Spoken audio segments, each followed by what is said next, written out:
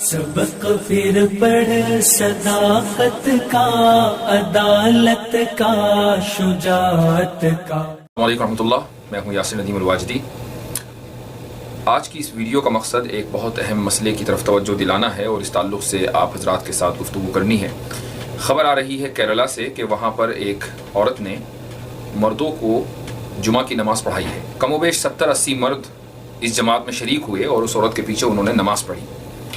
یہ چونکہ ہندوستان میں پہلی مرتبہ ہوا ہے، اس لیے میڈیا کو ایک موقع مل گیا اور کچھ چینلوں نے اس کے اوپر بحث کی اور اسلام پر اپنی عادت کے مطابق انہوں نے اعتراضات کیے۔ وہ تو اللہ کا کرنا ایسا ہے کہ کاس گنج کا مسئلہ چھایا ہوا ہے، اس لیے تقریباً ہر چینل کے اوپر کاس گنج کے تعلق سے بحث و مباحثہ ہو رہا ہے۔ لیکن اس کے باوجود، اتنے برننگ ٹاپک کے اوپر ڈسکشن ہونے کے باوجود، کچھ چینلوں نے اپنے پرائم ٹائم میں اتنا وقت نکال لیا کہ وہ اسلام میں عورت نماز پڑھا سکتی ہے، مسجد کی امام بن سکتی ہے یا نہیں، اس کے اوپر بھی وہ ڈسکشن کر سکے۔ اس لیے آئیے اس موضوع کے اوپر کچھ سمجھنے کی کوشش کرتے ہیں۔ عورت اسلام میں امام بن سکتی ہے یا نہیں، دراصل یہ تصور ایک دوسرے تصور کے اوپر ڈیپینڈ کرتا ہے، اور وہ دوسرا تصور ہے جینڈر ایکوالٹی کا، کہ یعنی مردوں اور عورتوں کے درمیان اتنی مساوات ہونی چاہیے کہ جس طریقے سے مرد مسجدوں کے اندر جا کر نماز پڑھا سکتا ہے، ایسے ہی عورت کو بھی یہ حق ہونا چاہیے کہ وہ مسجدوں میں جا کر امامت کرے۔ یہ جینڈر ایکوالٹی کا مطلب ہے جو اسلام میں جینڈر ایکوالٹی کو لانا چاہتے ہیں، اس کو انٹروڈیوس کرنا چاہتے ہیں۔ میں آپ حضرات کو یہ بتانا چاہوں گا کہ جینڈر ایکوالٹی ایک دھوکہ ہے، یہ ایک منافقت ہے، یہ ایک ہپوکریسی ہے، اس لیے کہ ویسٹرن سویلائزیشن کے جس نے جینڈر ایکوالٹی کی یہ ٹرم، یہ اصطلاح انٹروڈیوس کرائی ہے، خود اگر آپ ان لوگوں سے پوچھیں کہ تم لوگوں نے جینڈر ایکوالٹی کے اس فارمولے کو کتنا نافذ کیا ہے اپنے معاشرے میں، اپنے کلچر میں، تو آپ جب ان کے ریزلٹس دیکھیں گے تو خود آپ کو حیرت ہوگی کہ وہ ویسٹرن کلچر اور سویلائزیشن جو جنسی مساوات کا اپنے آپ کو سب سے بڑا چیمپئن مانتا ہے، خود اس کے یہاں جنسی مساوات نہ ہونے کے برابر ہے۔ اس وقت دنیا میں تقریباً 500 فارچون کمپنیز ہیں جو ٹاپ کمپنیز ہیں، جن کی مالیت millions and billions of dollars میں ہے۔ اس میں جو سی ای اوز کی جو پوزیشن ہے، صرف 32 عورتیں اس پوزیشن تک پہنچ پائی ہیں 500 کمپنیوں میں سے۔ اس کا مطلب یہ ہوا کہ 6.5% خواتین سی ای اوز بن سکی ہیں اس کمپنیز میں۔ گویا کہ جو کیپٹلسٹک سوسائٹی ہے کہ جس نے سب سے زیادہ جینڈر ایکوالٹی کا شور مچایا ہے، خود اس کے یہاں عورتوں کے حقوق نہ ہونے کے برابر ہیں۔ دنیا میں اس وقت تقریباً 195 ممالک ہیں اور گزشتہ 50 سال میں 59 خواتین ہیڈ آف دا اسٹیٹ بن سکی ہیں۔ کہیں وہ پرائم منسٹر رہی ہیں اور کہیں پریزیڈنٹ، لیکن یہ پورے 50 سال میں ہونا یہ چاہیے تھا کہ اگر 2018 میں ہم جینڈر ایکوالٹی کی بات کرتے ہیں تو 195 میں سے کم 97 کنٹریز میں عورتوں کو ہیڈ آف دا اسٹیٹ ہونا چاہیے تھا، لیکن ایسا نہیں ہے۔ تو جو دنیا اس وقت جینڈر ایکوالٹی کی بات کرتی ہے، وہ جینڈر ایکوالٹی کے اس فارمولے پر عمل کرنے میں سب سے پیچھے نظر آتی ہے۔ امریکہ میں اگر آپ عورتوں کے حقوق کی بات کرتے ہیں تو 1920 میں 18 اگست 1920 میں عورتوں کو سب سے پہلے ووٹ ڈالنے کا حق ملا ہے، یعنی گویا کہ آج سے 98 سال پہلے، جبکہ امریکہ کو آزاد ہوئے 200 سال سے زائد گزر چکے ہیں۔ ایک چیز میں آپ کو اور بتانا چاہتا ہوں، جو لوگ یہ کہتے ہیں کہ دنیا میں جینڈر ایکوالٹی ہونی چاہیے، یعنی مرد اور عورت دونوں برابر ہونے چاہیے، جب وہ بات کرتے ہیں برابری کی تو وہ یہ کہتے ہیں کہ عورت کو مرد کے برابر آنا چاہیے۔ یہ بات کہہ کر انہوں نے خود عورت کا درجہ نیچے مان لیا، اس لیے کہ جب آپ یہ کہتے ہیں کہ عورت مرد کے برابر ہو تو آپ یہ تسلیم کر رہے ہیں کہ مرد یہاں ہے اور عورت یہاں ہے، اور مرد گویا کہ عورت کے لیے ایک اسٹینڈرڈ ہے جس کی بنیاد پر عورت کو بھی اپنے آپ کو اوپر لانا چاہیے۔ تو آپ نے آلریڈی مرد کو اوپر مان لیا۔ تو یہ وہ لوگ ہیں جو جینڈر ایکوالٹی دن رات چیختے رہتے ہیں۔ اب آئیے مذہبی دنیا کی طرف۔ عیسائیوں میں بہت سی مذہبی پوزیشنز ہیں، لیکن ان مذہبی پوزیشنز کے اوپر وہی آ سکتے ہیں کہ جن کو ویٹیکن کی طرف سے حکم نامہ ملتا ہے۔ کرسچینٹی کا جو قانون ہے اس کو کوڈ آف کینن لا کہتے ہیں، اس میں یہ عبارت لکھی ہوئی ہے، اس میں یہ بات لکھی ہوئی ہے کہ only a baptized man validly receive sacred ordination۔ اس کا مطلب یہ ہے کہ جس مرد کا بیپٹزم ہوا ہو، صرف اسی کو کیتھولک سپریم پاور یعنی پوپ کی طرف سے حکم نامہ ملے گا کہ وہ مذہبی قیادت کر سکے۔ یہ سوال کرسچینٹی سے ہونا چاہیے جو 2000 سال سے زائد اس دنیا میں ہے کہ انہوں نے کتنی عورتوں کو پوپ منتخب کیا ہے۔ یہ سوال یہودیوں سے بھی ہونا چاہیے جو اس سے بھی پہلے سے ہیں کہ انہوں نے کتنی عورتوں کو ربائی منتخب کیا ہے، اور یہ سوال ہندوؤں سے بھی ہونا چاہیے جو ان سے بھی پہلے سے ہیں اور اپنے آپ کو اولڈسٹ سویلائزیشن کہتے ہیں کہ آپ نے عورتوں کے حقوق کے لیے کیا کیا ہے۔ ہم نیویارک کے بارے میں بات نہیں کریں گے، ہمیں معلوم ہے کہ یہ ایک بہت ہی غلط ٹریڈیشن ہے۔ ہم ورنداون کی ان عورتوں کے بارے میں بھی بات نہیں کریں گے کہ جن کو جانوروں کی طرح ان آشرموں میں ڈال دیا جاتا ہے۔ اسی طریقے سے ہم دیوداسیوں کے بارے میں بھی بات نہیں کریں گے کہ جن کو ان کے گھر والے خود اس لیے چھوڑ جاتے ہیں کہ وہ مندروں کے جو پریسٹس ہیں اور جو پنڈت ہیں ان کی ہوس کا شکار ہوں۔ یہ ایک ٹریڈیشن ہے جس کو ہندو خود مانتے ہیں، اور بہت سے جو انصاف پسند ہندو ہیں وہ خود اس ٹریڈیشن کے خلاف لڑ رہے ہیں۔ ہم دوسروں کے مذہب کے بارے میں بولنے کے عادی نہیں ہیں۔ اگر کوئی چیز کسی مذہب میں بری ہے تو اس مذہب کے لوگوں کی ذمہ داری ہے کہ وہ اس کی اصلاح کریں۔ مسلمان کی ذمہ داری یہ نہیں ہے کہ وہ کرسچینٹی میں جا کر کرسچنز کی اصلاح کرے، مسلمان کی ذمہ داری نہیں ہے کہ وہ یہودیت کی اصلاح کرے، مسلمان کی یہ ذمہ داری نہیں ہے کہ وہ ہندوازم کی اصلاح کرے۔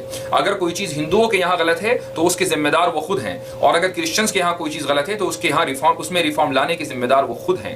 اور یہی ہم چاہتے ہیں کہ اگر کسی کو ایسا لگتا ہے کہ مسلمانوں میں یہ ٹریڈیشن غلط ہے، اسلام میں یہ چیز غلط ہے، تو اس کا تعلق مسلمانوں سے ہونا چاہیے کہ وہ اس کا ریفارم خود کریں۔ کیا ایسے لوگ جو اسلام میں بلیو نہیں رکھتے اور جو اسلام کو ایک غلط مذہب مانتے ہیں، کیا یہ عقل میں آنے والی بات ہے کہ وہ آئیں اور آ کر یہ کہیں کہ آپ اپنی اس ٹریڈیشن اور اس روایت کو ختم کیجئے یا اس کو بدلیے؟ آپ تو پورے مذہب کو تسلیم نہیں کرتے۔ اس لیے میں ان لوگوں سے کہنا چاہتا ہوں کہ جو اسلام میں بلیو نہیں رکھتے کہ یہ مسلمانوں کا آپسی مسئلہ ہے کہ امامت کون کرے گا اور کون نہیں کرے گا، اور اس کا تعلق بائی دا وے جنسی مساوات سے یا جینڈر ایکوالٹی سے نہیں ہے۔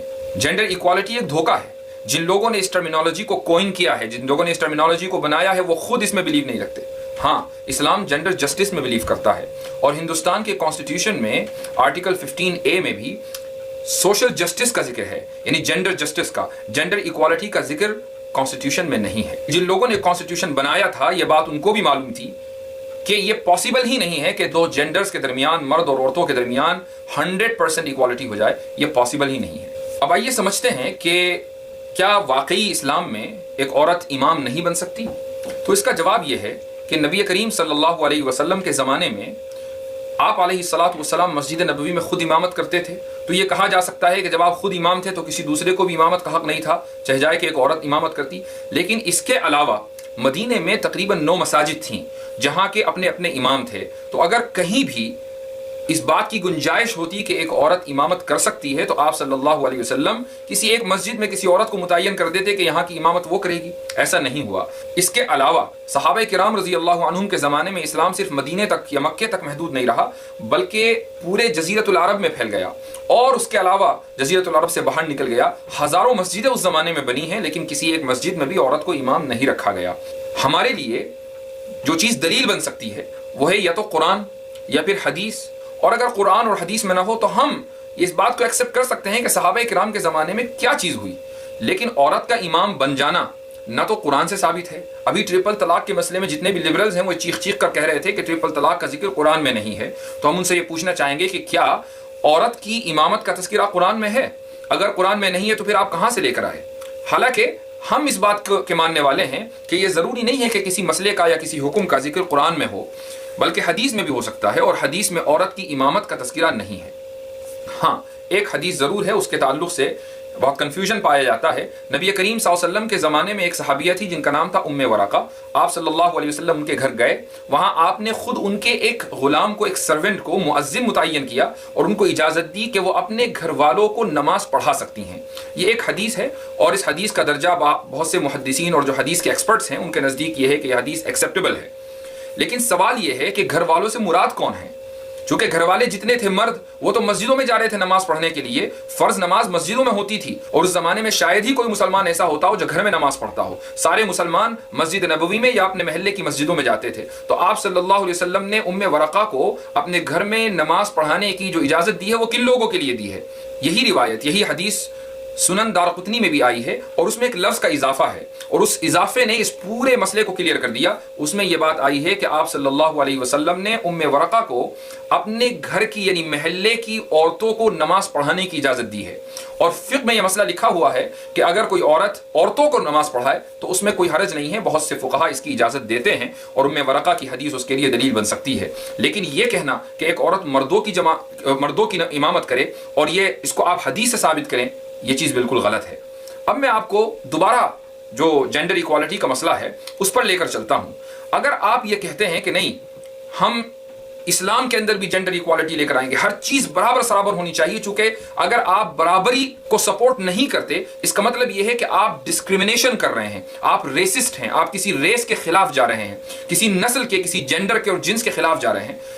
اس تعلق سے میں آپ کو ایک بہت دلچسپ مکالمہ سنانا چاہوں گا. یہ ایک تصوراتی اور ہائپوتھیٹیکل مکالمہ ہے, گفتگو ہے دو لوگوں کے درمیان جو جینڈر ایکوالٹی کے بہت پکے سپورٹر ہیں. لیکن اگرچہ یہ ایک تصوراتی مکالمہ ہے, اگرچہ یہ ایک ہائپوتھیٹیکل ڈسکشن ہے, لیکن یہ حقیقت کے اوپر مبنی بھی ہے. آپ دیکھیے, دو لوگ گفتگو کر رہے ہیں اور ایک آدمی دوسرے سے کہتا ہے کہ ہمیں جمعہ کی نماز کا انتظام کرنا ہے, لیکن یہ بات مناسب نہیں ہے کہ عورتیں مردوں کے پیچھے کھڑے ہو کر نماز پڑھیں, یہ تو جینڈر ایکوالٹی کے خلاف ہے. تو دوسرا کہتا ہے کہ ٹھیک ہے, اس میں کوئی حرج نہیں ہے, ہم اس کا علاج یہ کرتے ہیں کہ مرد اور عورت دونوں برابر برابر کھڑے ہو جاتے ہیں. تو اب پہلا والا بولتا ہے کہ ہاں بات تو صحیح ہے, لیکن اسلام میں جو چیز دائیں طرف ہو اس کی فضیلت ہے, اور جو چیز بائیں طرف ہو وہ کم درجے کی مانی جاتی ہے, اسی لیے اچھے کام دائیں طرف سے, دائیں ہاتھ سے کرنے کا حکم ہے. تو یہاں سوال یہ ہوگا کہ دائیں طرف کون کھڑا ہو؟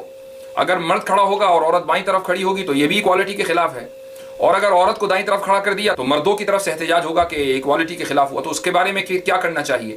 تو دوسرے نے کہا کہ اس کا علاج یہ ہونا چاہیے کہ یا تو ایک مرد اور ایک عورت دونوں سائڈ بائی سائڈ کھڑے ہوں, اس طرح ایک مرد ایک عورت, پھر ایک مرد ایک عورت, اور یہ پھر یہ کہ اس پورے روم کو خالی چھوڑ دیا جائے, جس کو جہاں جگہ ملے وہاں وہ کھڑا ہو جائے.